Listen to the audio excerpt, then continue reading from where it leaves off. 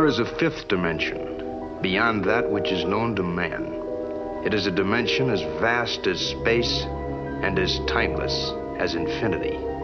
It is the middle ground between light and shadow, between science and superstition, and it lies between the pit of man's fears and the summit of his knowledge. This is the dimension of imagination. It is an area which we call the Twilight Zone. Hello and welcome to a new episode of Twilight Zone. I'm your host, Ben Hanson, joined by who? Jeff Cork. What? Wait, what are we doing here? My God, we're traveling back in time. This is the Twilight Zone. It's a podcast where we covered every episode of the Twilight Zone, the original run. This is a bonus episode, which is a little bit out of the blue, but you can thank a guy named Brandon Cruz for getting this rolling. Mm-hmm. So he hosts another Twilight Zone podcast called Submitted for Your Approval. And he asked us to be a guest on it and asked us to cover any episode we wanted. And we said, we demand to cover a most unusual camera. Give it to us now. And someone else was lined up to do that. Right. And we said, we'll walk if we don't get to do a most unusual camera, because I've got a lot of things to say about Clarence and Paula. Yeah. And that other guy. ABC, always be camera, baby. Absolutely. So this is a weird thing, but Brandon posted his own version of this episode under his podcast, which you can find on iTunes. It's called Submitted for Your Approval. It's probably a much better name than Twilight Zone. I doubt it. But we're going to post it in this feed as well, just in case there's any old timers that liked our Twilight Zone podcast. They want a new episode and a deep dive into some random season 2 episode. Yeah, because he does like an entire episode dedicated to one episode. Sounds a little redundant when you say it. It really does, but that's just fine. But without further ado, here is Brandon and a deep dive into a most unusual camera. Hello, everyone, and welcome again to Submitted for Your Approval, a Twilight Zone podcast. And with me today are guests. Yes, that's right, guests today are two talented gentlemen. They are the hosts of A Fire Inside Out, a podcast where they explore and analyze every AFI album the band has ever released. Additionally, in many ways, these two gentlemen are far more qualified to host this show than I am, because they've essentially already been there, done that. Bought a t-shirt. I don't know if they bought a t-shirt. But that's right. With me here today, I add to the Twilight Zone podcast posse guest list the host of the Twilight Zone, Mr. Ben Hanson and Jeff Cork. Hello. gentlemen. Hey, it's us. Thanks for having us, Brandon. Oh, my God. No, thank you. Thank you so much for coming on the show and taking time out of your busy schedule to hang out with the peons like me. Please, we're always happy to talk about Twilight Zone. Although, preface in the very beginning of this podcast, we have not talked about Twilight Zone for years and years, even amongst each other as friends. The last episode of our podcast aired a long time ago. But to tip our hands, if there is one episode of the Twilight Zone that we are super stoked to talk about, it is this one. It's my favorite episode of them all. You never stop talking about it. I won't stop talking. We have so many in-jokes about like these great quotable lines from it. Yeah. So I don't want to tip your hand. Yeah, what are we talking about today, What Brandon? episode is today? Oh my God. Let me tell you guys. Let me tell you what we've got. We've got a most unusual camera. Yes. How come? Yes. It's got a little button on the side. It's just so unusual. It's very unusual. So you chose us to cover this episode, which I'm excited about because there's something really fun. Not Twilight Zone in its entirety, but there's something fun about diving into mediocrity, forgettable mediocrity. And so when you pulled this random one out of the hat for us to cover on this episode of your podcast, we said, yes, please. No pressure to make it good. Yep. We can sell it. We like this episode a lot. It's a character study. I'm so glad that my random pick of the hat worked out for you guys, because it's when you think about it, like some of like the classic episodes, mm-hmm. you're almost kind of forced to talk about it with an air of seriousness a little bit. Yeah. And then when the mediocre ones, as you say, like there's so much, it's more free flowing, and it's like when being on somebody else's podcast, you don't care about, mm-hmm. like you don't have to edit it. So yeah, and Wikipedia entry is very small. So you didn't have to memorize very many facts at all, which it actually was a blessing and a curse. So we actually had to watch the episode then, because we couldn't just skim that entry or like a synopsis on IMDb, there hasn't been a lot of scholarly discussion about this episode. So hopefully we could blow the lid off of it, really see what makes it tick. The most in-depth discussion of this episode ever is that covering the fact that it's season 2, episode 10. Yes. So get used to that. It's episode number 46 if you want to really get into it. Oh, look at him. Yeah. Harvard boy. Oh. Very technical of you. Very technical. Well, I do have some extra facts for you guys if you want to hear them. I would love to hear some extra facts. What do we got?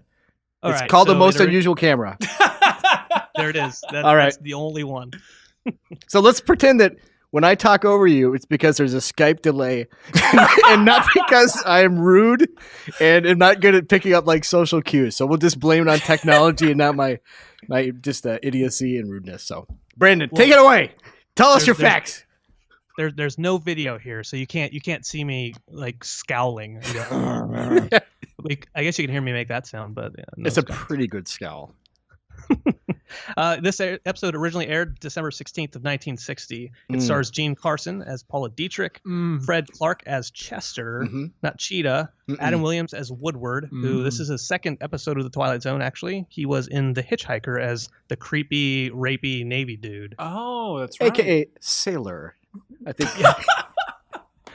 Generally, yes. They go hand in hand. Or penis in hand. I don't know. Jesus Christ! We're trying to have a good time talking about cameras, Brandon. Well, there's cameras involved there somewhere. Okay, so Marcel Hilaire as the hilarious French waiter or hotel attendant, whichever you want. And this is his first of 2 episodes. He was in The New Exhibit. Or as we call him, the anvil of comedic relief, the French waiter. So wait, who was he? Who was he in The New Exhibit? I'm not. It's been a long time since I've watched The New Exhibit, so maybe you can tell me. You watch it probably. Yeah, Cork, that was 3 years ago. Was he in The New Exhibit? Yeah, by asking, I was setting myself up to answer my own question. I don't know. I'm sure he's one of the spooky statues. Probably Blackbeard or whatnot. Yeah, probably. All right. Anyway, yeah, these are good facts. Probably Vincent Price.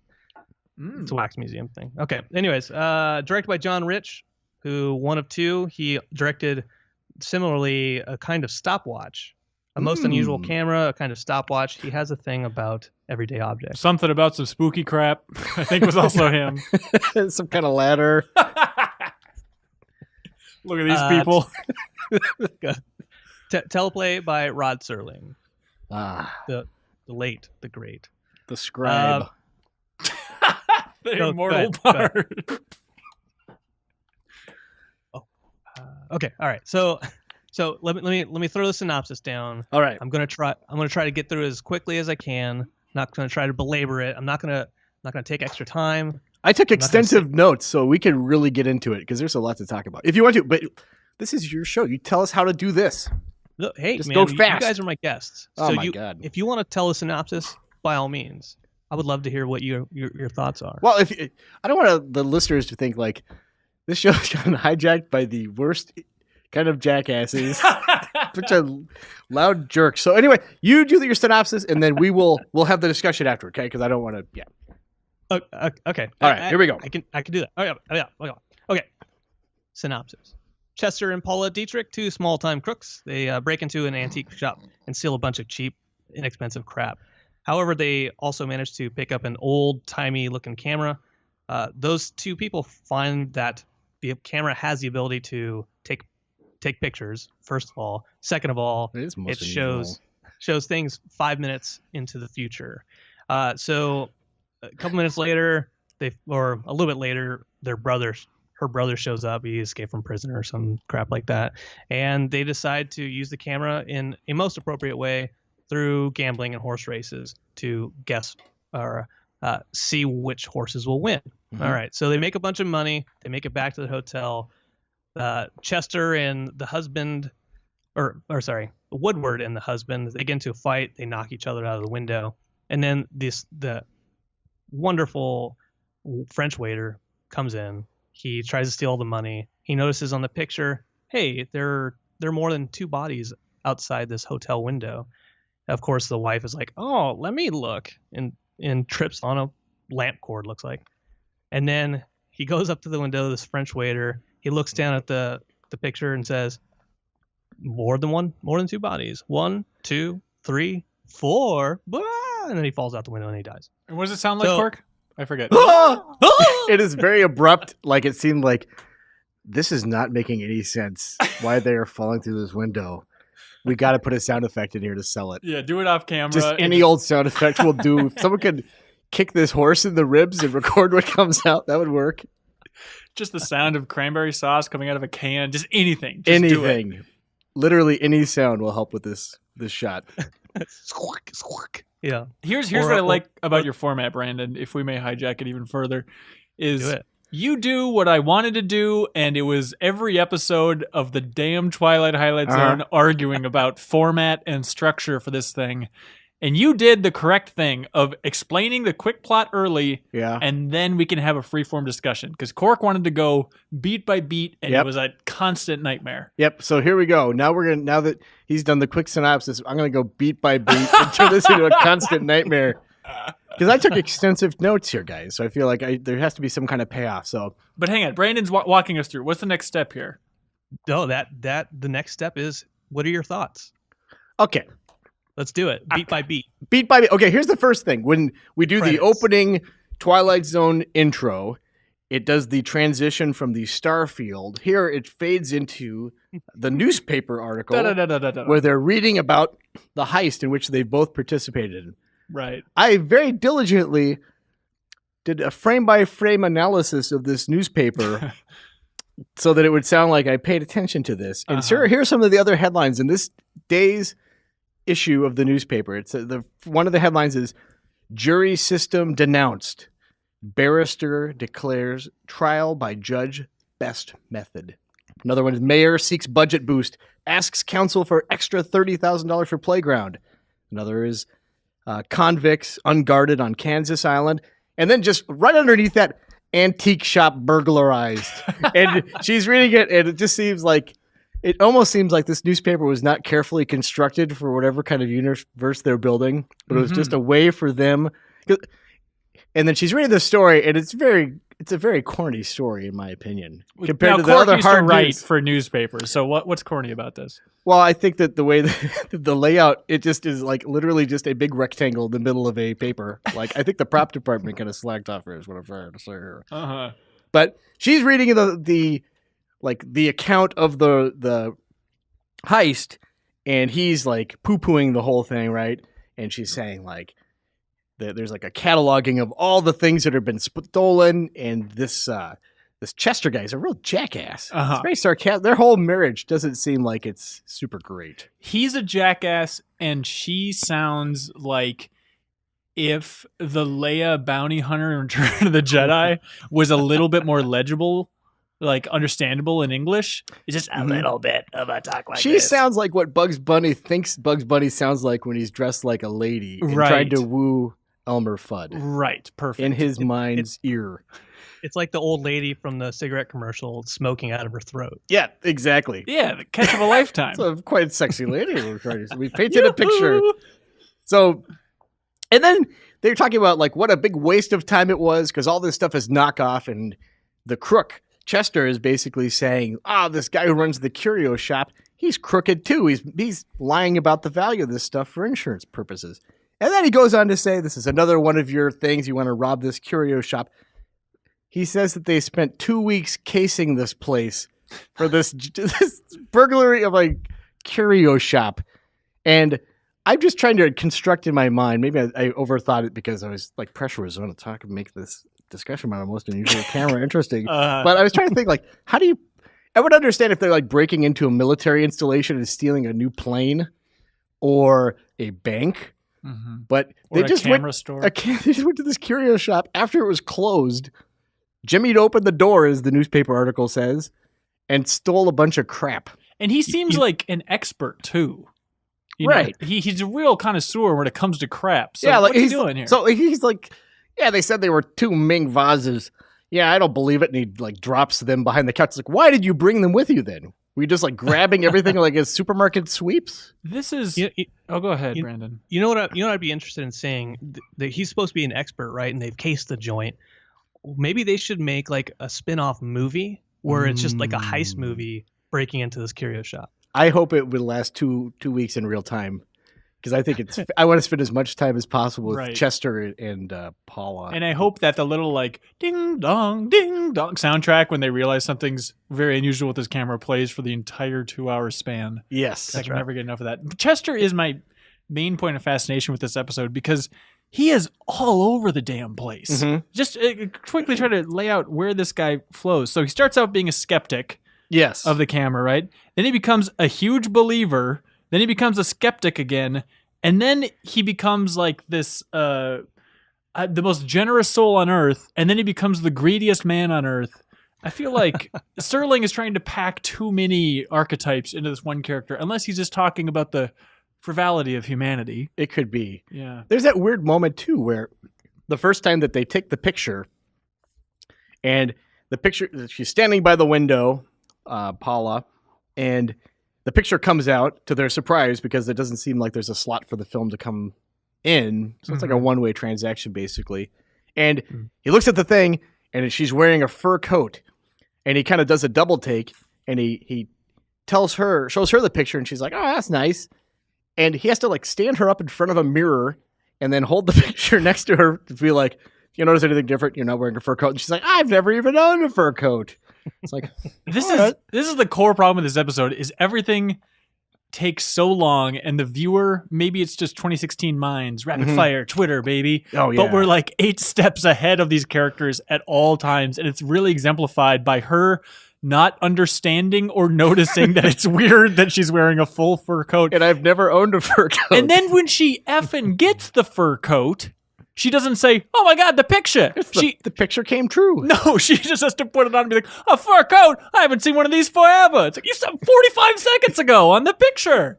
I did like hit the Chester, when he saw the picture though, he immediately thought it was some kind of trickery. He thought, oh, these negatives have been doctored with, and it's just doing like one of those wacky things you see at a carnival where it's got a fat lady with your hole in her face, I think he says.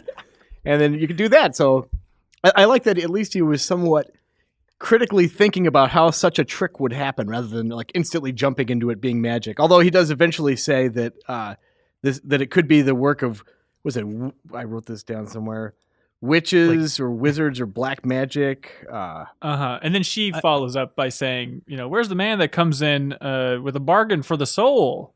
It's basically Rod Serling winking at the camera. Yeah. Stay tuned to the Twilight Zone. You're gonna get a load of this crazy crap. He's basically acknowledging the beginning of Snapchat filters, right? I mean, that's essentially what he's doing. My favorite Snapchat filter is fat lady at a carnival. Kooky. It's real wild stuff. Brandon, did you like this episode? Yeah. I mean, I have. It's all right, I guess. It's supposed to be a comedy, but it's not. It's never really that funny. There's 2 jokes. Right? Yeah. Of they're 2 real jokes. I would count it like one is when he's on the phone, and I kind of like this joke when he's like, 11 grand? No, I'm not trying to back out of it. I'm trying to decide if I should buy 2. Well, he's buying a car. Right. He's buying it for 11 grand. He's going to buy a car. He's making very specifically, it's going to be yellow, black interior, wire rims, and the Continental package. He's just ordering it over the phone. Hello. And apparently some guy is going to be putting together this car in a day. Yeah, it's a Banjo-Kazooie nuts and bolts situation. He wouldn't have called if he wasn't serious. It's true. And then also the terrible acting at the end of the lady being begrieved and running over to the money and then realizing, oh, I guess I can make do with this instead of those men. Yes. But I understand she's going for funny, but at least try and be a somewhat believable actress when you're supposed to be crying over the loss of your husband and brother. Honor among thieves. Yeah. Because there's Wentworth, the brother says. Is that his name, Wentworth? I wrote it. I don't think Woodward. Woodward. How embarrassing. Other W.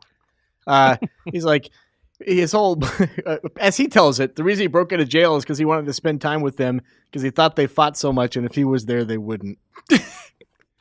All right. That's love. Yeah, that's this guy. Loving brother, he cares about his sister. He wants him to be happy. Can't fault him for that. No, he broke out of prison to do it. So he's like Barney Rubble if someone like brought that into like the real world. Right. I think I like the brother. He has a good stupid face.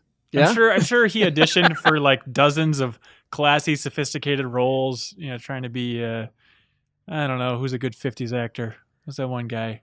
North by Northwest man. Shatner. Cary Grant. Cary Grant. Thank you. Yeah. Exactly. Trying to go for the Cary Grant role, and they're like, man, we saw Most Unusual Camera. We saw you stick your dumb head into that apartment like a velociraptor. You know, my biggest problem with this episode is obviously not any of the bad jokes or anything. It's the very, very end when the French guy is looking outside the window, and he's like, "There's 1, 2, 3, what? 4? Why is there like? Why does he have to tell us? Why doesn't he just realize there's 4 bodies the first time he looks at the picture before he's like, wait, there's 4? Most people what? can't like instantly tell if there are 4 objects on a plane. Like we always have to count out loud. That's typically how it works for me, at least. I want to know how he fell How many kids out. do I have? 1, 2, A 1. 3. I wish that the window had burped every time, because then at least you would have thought that there's some kind of devious monster that this hotel is, that it's got a hand in it as well. That'd be the worst Twilight Zone twist ending if it just zoomed out at the end and the house was alive the whole time. It like closes one of its windows and says, "Hey, it ain't just the camera that's unusual here, fellas." Serling has a sophisticated little trailing off message. So another question I had about this one is, in the lore of A Most Unusual Camera, I know it does. This is where the French guy, he kind of comes in. He's very important in the beginning because the camera has this plaque on the front that, in my perfect French, I will do. It says like "Dit à la propriétaire," and the French guy comes in and he's just like cleaning up plates, and he says, "Oh, it says 10 photos per customer, 10 for customer or owner," and that's when they do the calculations and realize they only have a couple photos left, and drama ensues.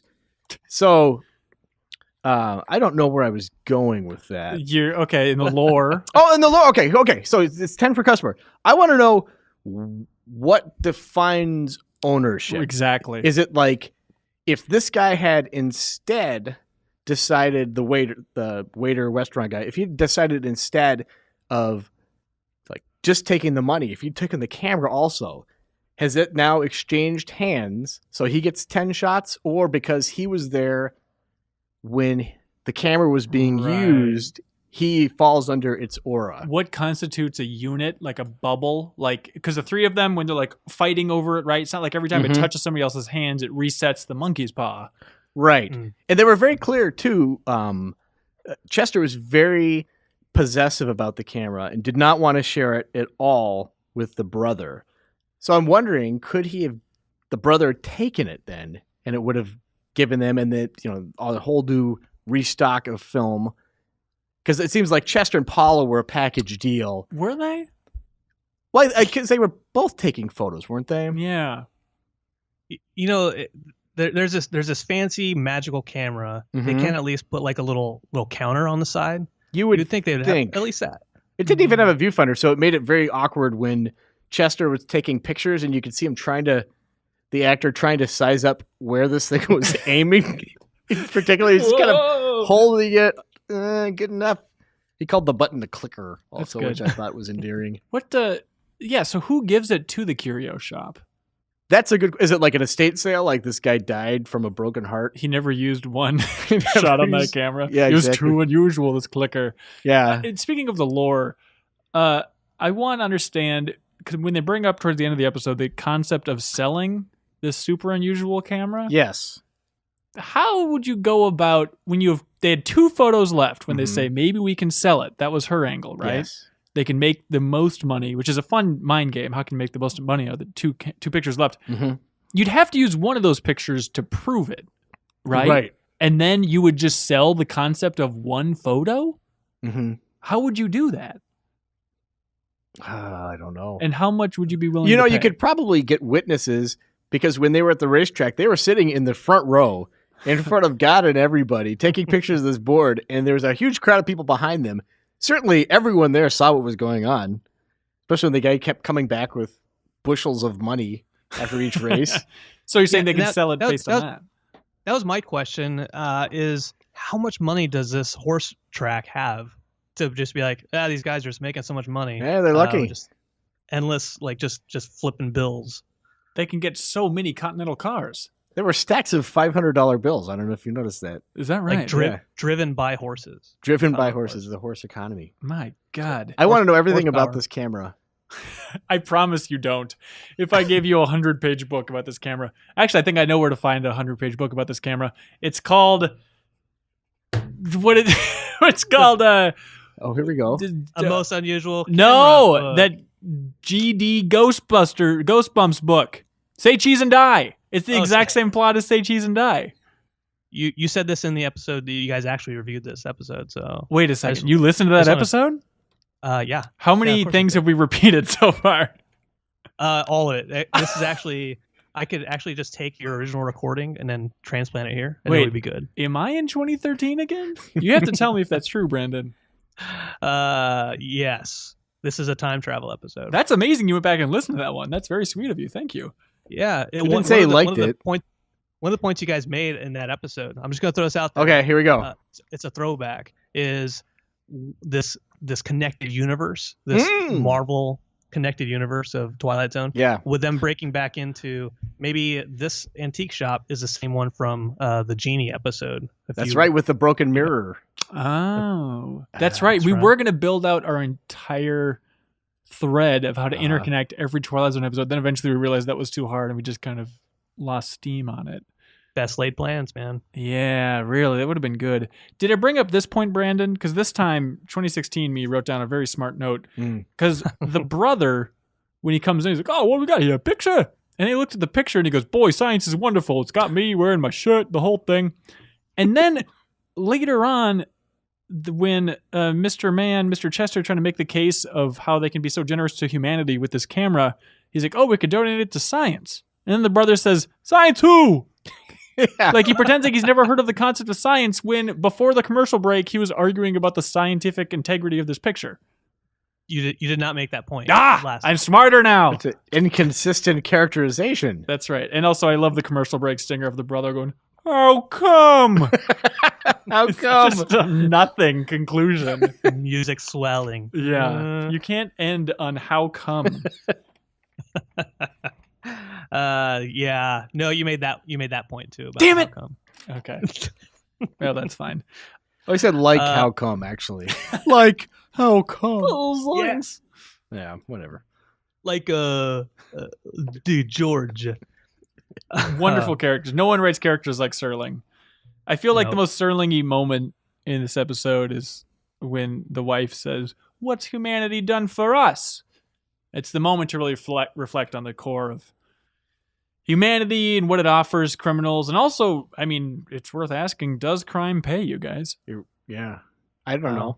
I liked it when Chester, his mind had been broken by the prospects of this camera, and he's up at night. Mm-hmm. And Paula says, come back to bed.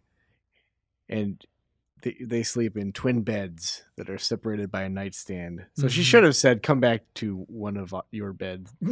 If you come to my bed, I'll have to go to yours. Come to a bed.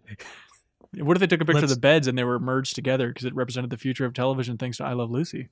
Oh, my Lord. God, you know what? I didn't know this was going to get so deep, but it just did. It really did. Speaking of deep cut from Rod Serling mentioning in his opening monologue, Flotsam and Jetsam. Yeah? Why is that a deep cut? When was the last time you've heard somebody mention that? Well, I think probably in the 60s when that was a very common thing. You don't think that was him reaching, trying to be smart? No, that was like a pretty common thing. Really? Yeah, for sure. I need to look this up. Do you guys know the definition of Flotsam and Jetsam? Isn't it just kind of like debris? Yeah, it's like debris. Yeah. Really? Where's it come from? What kind of words are those? It's like bread and butter. You know, it's just a saying that people say. Useless or discarded objects is the definition. I'll be damned. All right, you guys. I stand corrected. There you go. Smart stuff. You can edit that part out.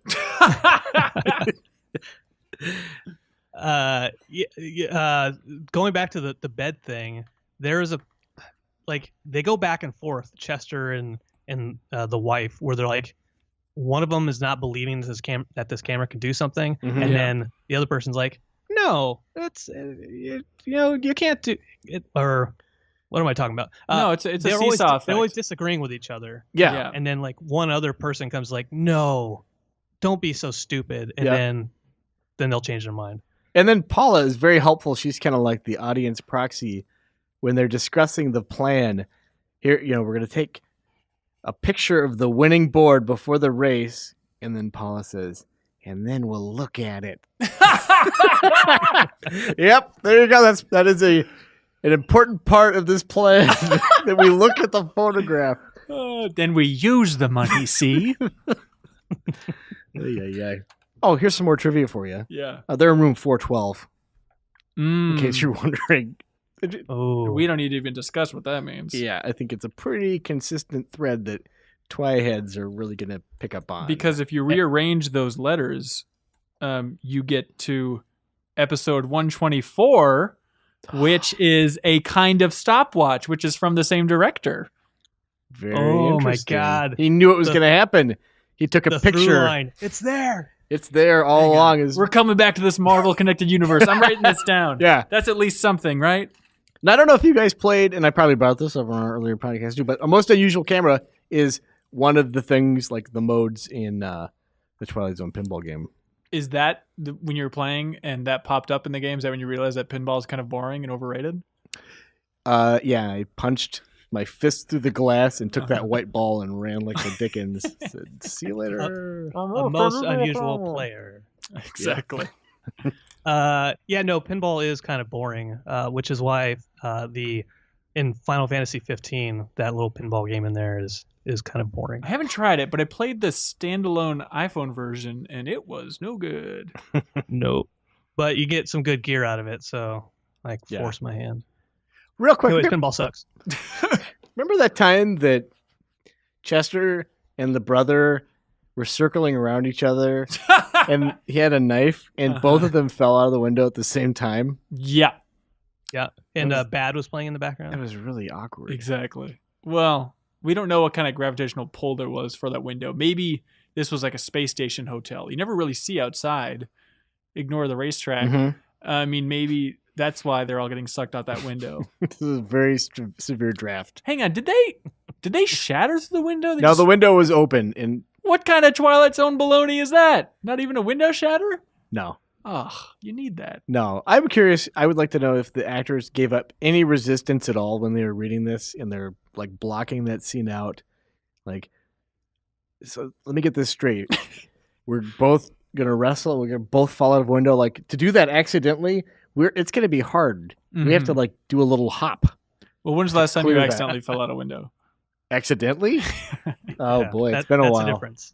Well, do Accidentally. you guys ever have that daydream though? I don't know if it's a daydream, but just the worry of like, well, I'm safe, but I'm in a situation where I know that if I trip over my shoelace right now, I can technically fall over that edge and die. Do you guys worry about this stuff? Mm-mm. I worry about it every time I walk on the sidewalk and a bus is going by, where I think if I trip on the sidewalk right now and my body falls this way, that bus is going to decapitate me. Every bus that goes by me.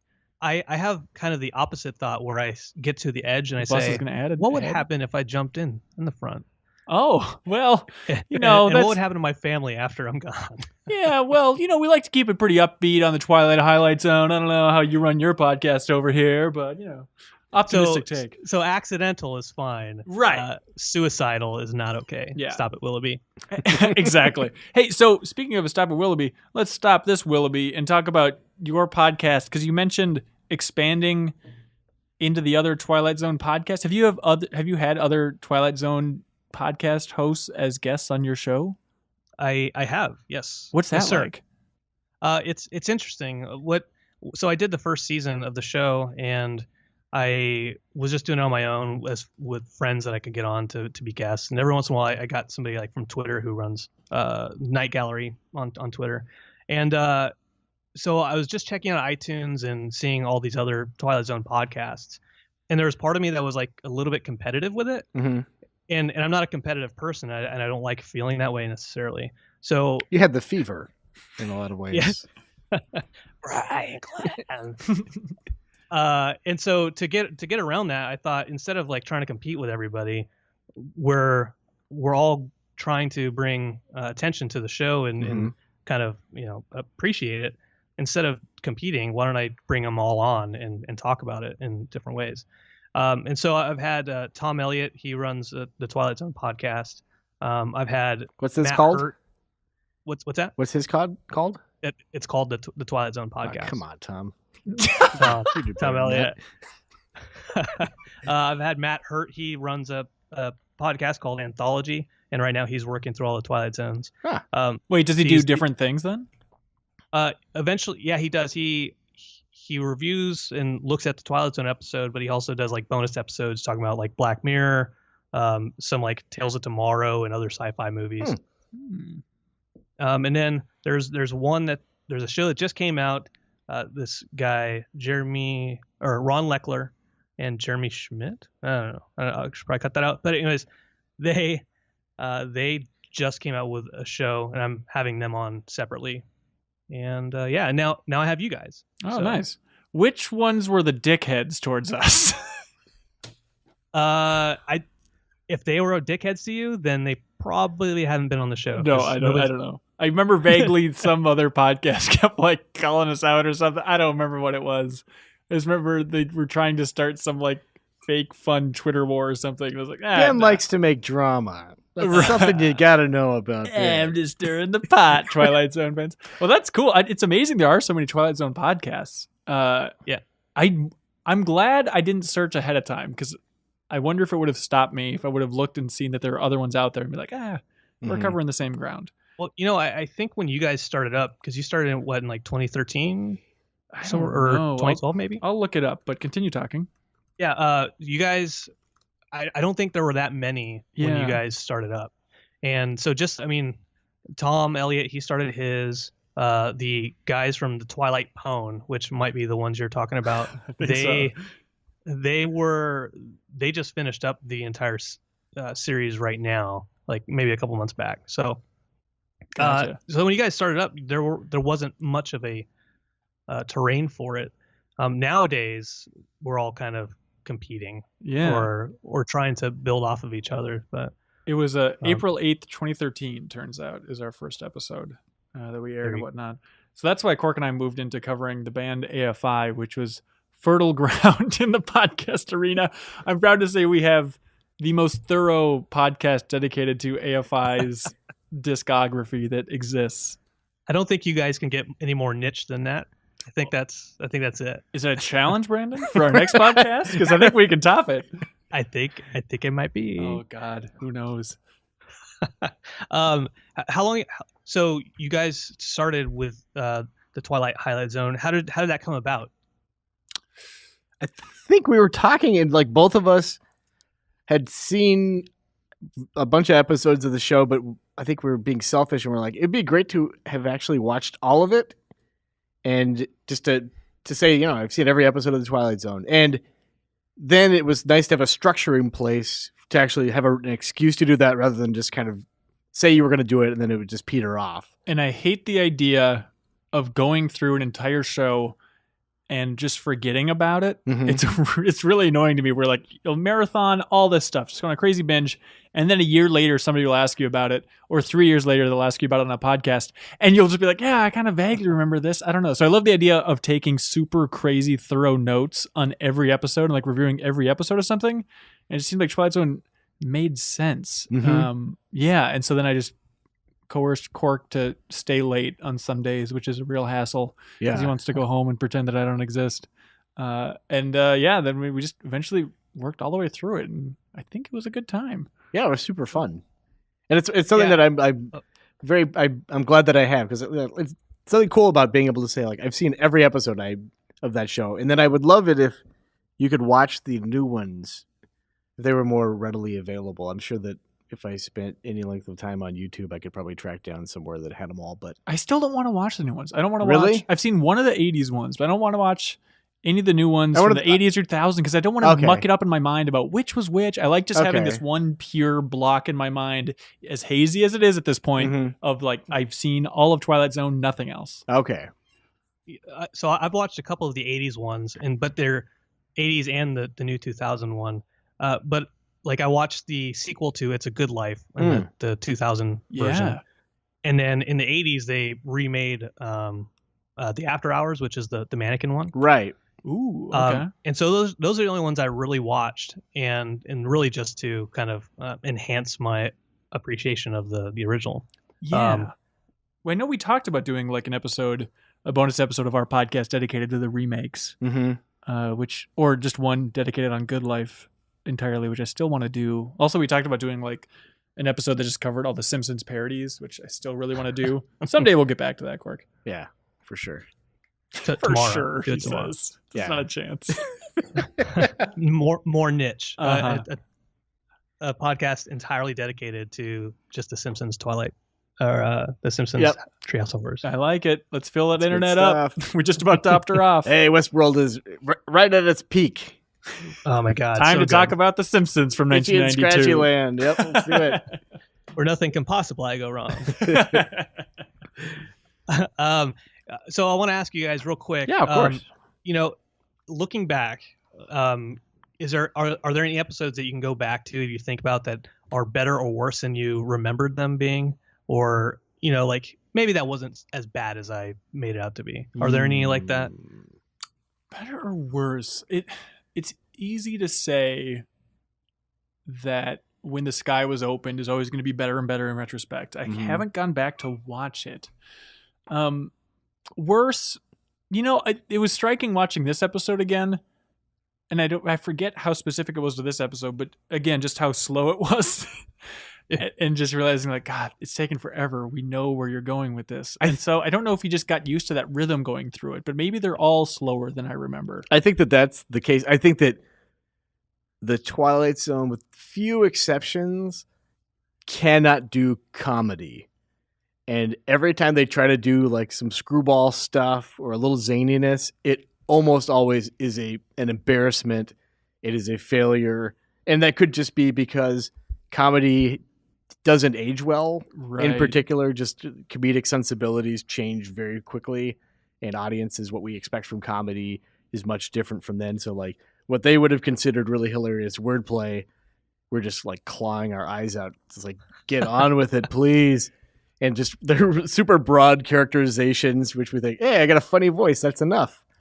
And I feel like Rod Serling wrote, at least when I think of like the comedic episodes in Twilight Zone, I think that Rod Serling wrote it. It's just maybe people did not say no when he said, let's do comedy. This show can be great comedically. Yeah. And then you end up with that Buster Keaton episode where it's like, ooh. I think that the Twilight Zone could do like sweetness, and it can do like, it can handle things with like a light touch. But when it tries to be like, we're going to make you laugh, it's like, no, you're not.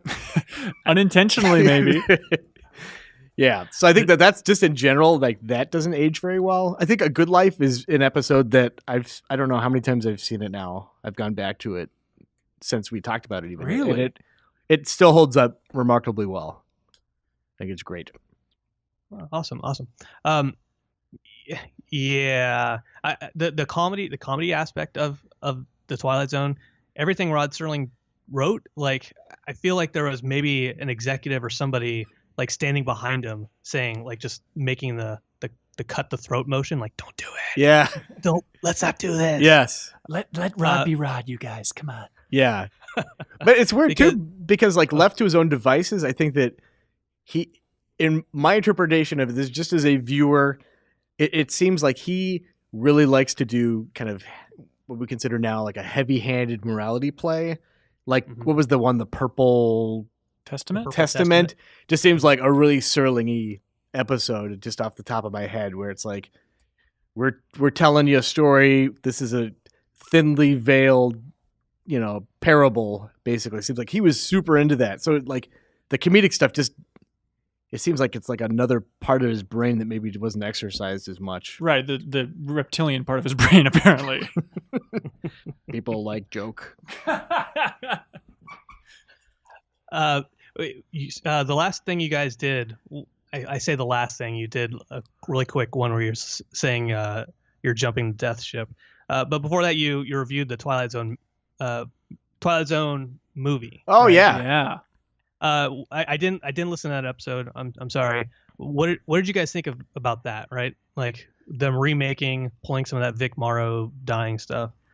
That's it's such a weird thing. Yeah, it like the frame narrative about Albert Brooks being in that car is just surreal. It's such a relic from the 80s. It's interesting to look at, but I can't say I enjoyed watching it, Brandon. This is my vague memory. Like the Spielberg stuff is interesting. Just hey, here's some more sappy, nostalgic Spielberg, believe it or not. Yeah. So that's interesting just as a huge fan of Spielberg. But outside of that, I like the Nightmare 20,000 Feet. I think it's probably the strongest of the like vignettes in the movie. Even that is really weird. It mostly is just remarkable for how much John Lithgow sweats while you're watching that. I don't know. Speaking of Albert Brooks from Broadcast News, what we did also late in the run is this episode that I actually went back and listened to maybe even like twice because I'm a maniac narcissist apparently. But I really like it because it's right after we finished the last episode. We recorded one before we recorded our big awards shows, like announcing the best and worst just throughout the entire series and all that stuff. We ran down every episode title to see if we could remember it. And this wasn't 3 years in the past. This is right in peak Twilight Zone, run down all, 156. Mm-hmm. And whenever I need a crash course in every episode of Twilight Zone, I can go back and listen to that episode of the podcast because it's just like, oh, that's right, that one. And there's so many that we forgot about because there's a lot of forgettable, just Wild West ones. Oh, Passage for Trumpet, that one. Passage for Trumpet. Who can forget? In Praise of Pip. Yeah, Night of the Meek. Art Carney. All right. Well, hey, you guys, I want to say thank you for being on the show and taking time out to help out with the episode, trying to make our way through a most unusual camera. You guys do your own thing on the side. I won't bring it up because I didn't want to bring up any of the GI stuff, right? But yeah, please keep it just an acronym. Yeah, we work for a video game magazine. So you can hear us on another podcast called The Game Informer Show that I host, and Jeff Cork is on every once in a while. We try and rekindle the bond we have, but normally it's just talking about frame rates and video games and fun stuff like that. Yeah, it's nerd crap. Not like cool guy Twilight Zone AFI not stuff. Like most unusual camera. Awesome. How do people get a hold of you guys there for the Game Informer Show, a Fire Inside, Out, and more? How do they get a hold of you guys? I try and talk to everybody on Twitter. Cork tries to ignore everybody, but I'm at Yozetti on Twitter, which is YOZETTY. And I am at GI Jeff, all one block of letters. One block of forgettable. Oh yes, that's me. I'm a really low impact follow. I promise I won't bombard you with any updates. Excellent. Well, again, thank you guys so much for being on the show. Oh, thanks for having us. Yeah, thanks, Brandon. Anytime. What's the next episode, just so we can see what we missed? What's the next one? The next episode after this is Night of the Meek. Oh my Night God. of the Meek. Oh, thank God. Are you going to hold on to that for Christmas? Yes, I'm releasing that one on Christmas Day. Yeah. And I'm having my wife come on the show because since I'm taking time out of family, I should at least have her on the episode. That's so sweet. It really is. And we'll be drunk, so don't worry. Oh, eggnog. That sounds wonderful. No, she likes eggnog. Right, as long as it has lots of brandy. Perfect. Fine girl. Okay, cool. Well, thank you, gents. Yeah, thank you. Thank you. All right, now for a little stinger on the end. All right.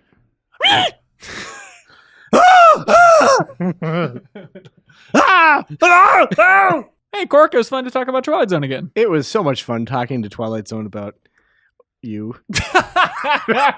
All right. Well, I don't know how many more bonus episodes of Twilight Zone we'll do. We should point out, if you're still subscribing to this feed and not subscribed to the other one, you should check out A Fire Inside Out, which is our deep dive into the band AFI. Even if you don't like AFI, I think it's fun and just educational, and it's fun to talk about the evolution of a band musically. Yeah. I did not know anything about the band. That's kind of the whole premise. So I think it's a fun listen. Thank you. A new album's coming out soon from them. But do you want to do a podcast after that? Yes. What do you want to do it on? I thought it was going to be a secret. I think it is too. What if, but I had a new one. Okay. That I have in mind that I haven't told you about yet. But what if we did something that never ends? Something that never ends? Yeah. What do you think about that idea? Is this a Kiss cast? Welcome to Kiss Cast. Where we kiss people and talk about it? Yeah. You just want to kiss me, don't you, weirdo? Oh, come here. What do you think? Do you like having a finite ending on these? No, I like having something that never ends. Okay. This isn't The Walking Dead because Robert Kirkman says that about the comic, and I don't want to do that. No. We'll get into it at some point in the future, probably after AFI's new album, if you jump over to the Fire Inside Out feed and whatnot. But we'll talk about that in the future. I have a good idea, too, for a podcast, so I'll share that with you off the air. Maybe, I wonder if we're ever going to become McCartney and Lennon, Just part ways. I think one of us gets shot. Yeah. Time will tell. Who knows? Thank you so much. Maybe if I had a most unusual camera, it would tell me what I was going to do. Take a picture of your chest. Just looking sadder. But thank you so much for listening to this bonus episode of Twilight Zone. Until next time. Just rolls right off the tongue, doesn't it, baby? Twilight Highlight Zone. Twilight Violet. Twilight Highlight Violet. That's right. That's what I said. Okay, Twilight Highlight Violet.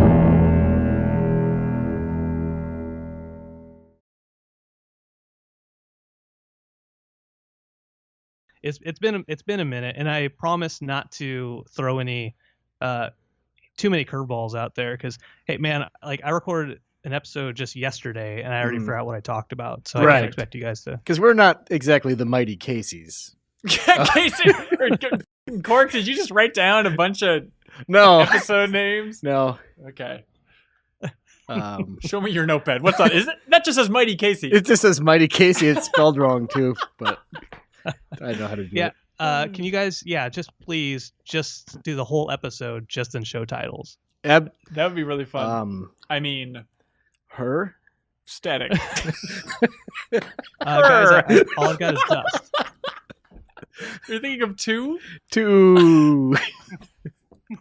Really good at this. All right, perfect. All right, awesome. Well, I don't want to hold you guys back from doing anything on a nice 6:40 evening. It's my favorite evening. Let's do it. We're here for you. I mean, it just comes down to what you need, Brandon. Hey, you're a living doll. One for the angels. Now you just have it. You're making me the howling man. Sure. Howling, comma. Man.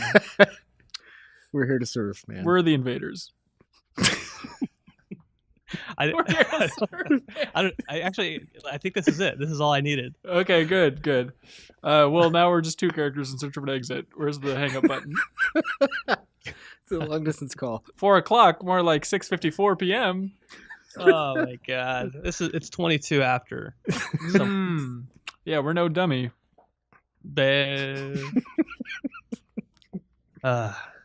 Passage. Ta-da. Love it. All right, and mute.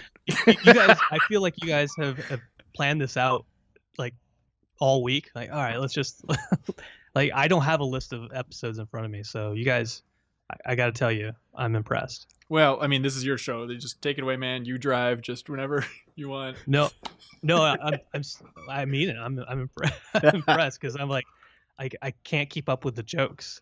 And usually I can, so hey, more power to you. We don't want to steal your thunder here, Brandon. You son of a bitch.